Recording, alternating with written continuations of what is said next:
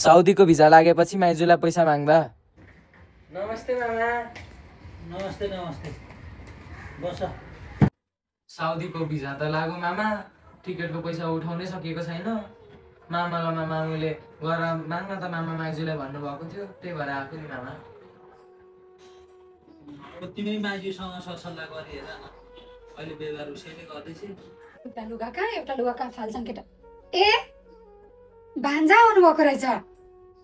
नमस्ते माइजू। नमस्ते। मेरो साउदीको भिजा लागेको छ। भिजा प्रोसेस गर्दाखेरि आमाले एक हल गोरु र भैँसी बेचेर पैसा तिर्दिनु भयो। बाँकी यसो टुक्रा टुक्रीको 30,000 जति बाँकी छ, त्यही भएर तपाईँहरूसँग माग्न आएको। माइजू म कसम तपाईँलाई पहिलो स्यालेरी नै तपाईँहरूलाई पठाइदिन्छु।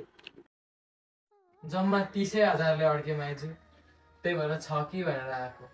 अब कसरी दिने होला 30,000? आफूसँग त फुटेको कौडी छैन। हेर न भान्जा, व्यापार बिजनेस छिरिकै छैन।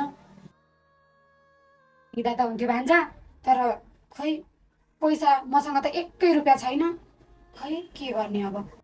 गाउँमा पनि कसैले ऋण दिँदैनन्, तिर्न सक्दैन भनेर अब के गर्ने होला, कसो गर्ने चाहिँ होला।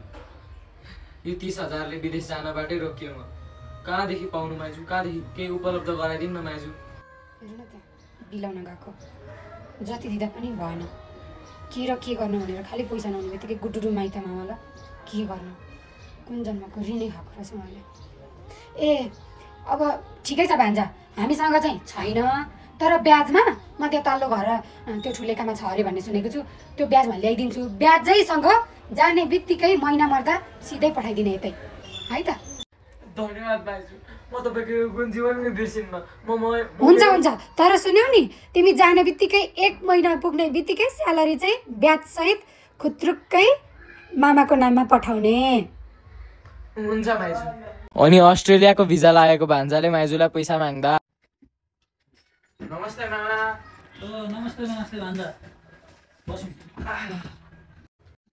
मामा अब कुरा के हो भन्दा चाहिँ मेरो अस्ट्रेलियाको भिजा लागिरहेछ होइन, त्यही भएर सहयोग माग्न आएको। ओहो भान्जा, ल कङ्ग्रेचुलेसन है। धन्यवाद। अब के सहयोग गर्नु पर्यो त? अब मेरो ब्याङ्क खातामा 28 लाख देखाउनु पर्ने छैन एज अ स्टुडेन्ट, अनि 8 लाख चाहिँ हामीसँगै छ। 20 लाख चाहिँ माग्नु पर्ने भयो। ब्याङ्कलाई माग्दाखेरि पनि लोन चाहिँ एप्रुभै भएन, त्यही भएर तपाईँहरूसँग यसो सहयोग माग्न आएको नि। ए भइहाल्छ नि भान्जा, म दिइहाल्छु नि। माइजूलाई पनि बोलाइराख्नु नि, थाहा त हुनु पर्यो नि त। माइजूलाई सोध्नै पर्दैन भान्जा, मै दिइहाल्छु नि। ए मैले सबै सुने तपाईँहरूको कुरा। ओहो कङ्ग्रेचुलेसन भान्जा। Thank you माइजू।